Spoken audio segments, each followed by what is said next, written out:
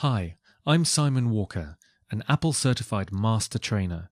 I'm going to tell you about Knoll Light Factory for Photoshop, what it does and how to use it, but also to show how to quickly and easily add lens flares and attractive light effects to your photographs. It works as a filter in Photoshop and helps you to speed up your workflow by easily applying enhancements and sparkles to your images that would otherwise take considerable time to create. Knoll Light Factory comes with numerous presets that allow you to quickly choose an effect to suit your image.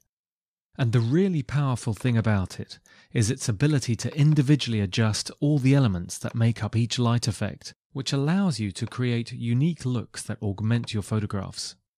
You can choose to keep the effects looking natural to fit in with the setting, or you can adjust them to quickly develop stylized artistic compositions.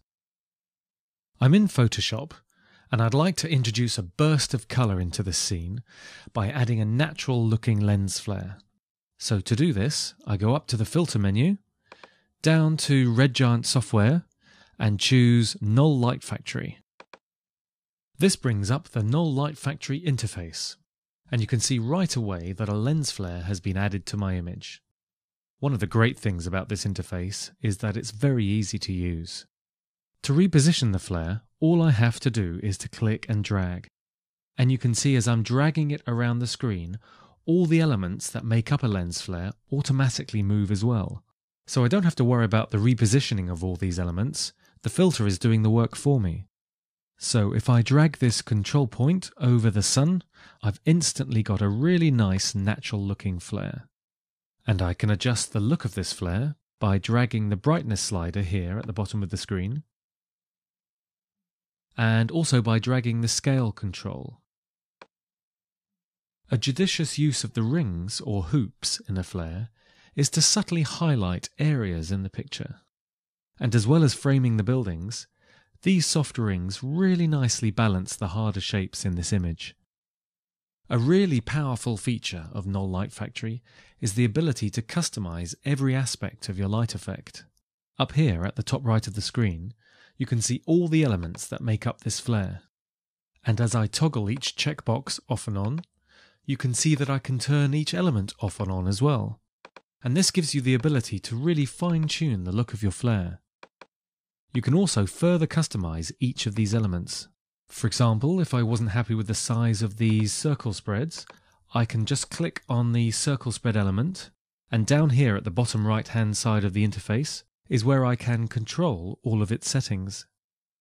In this case, I'm going to see what the circle spreads would look like if they were a little larger, and I'll do this by dragging the scale slider. And I could also change the random size, the brightness, the colour, and even simulate using an anamorphic lens, so I can completely customize my effect.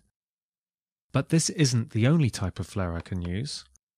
I can also choose another effect from this long list of presets over here at the left of the screen.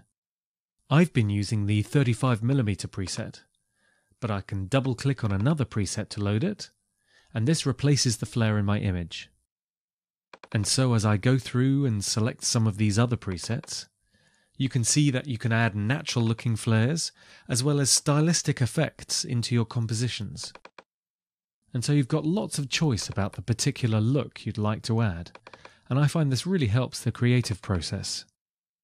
I'm going to choose the Chroma Lens preset, which gives me a nice collection of interesting poly spreads and circle spreads.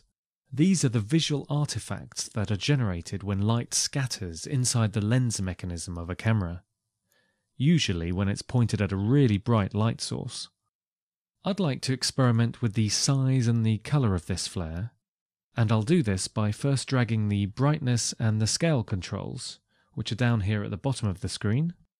So I'm just playing around with how bright I want to make the source, as well as how dominant I'd like the flare to be in this image. And these settings are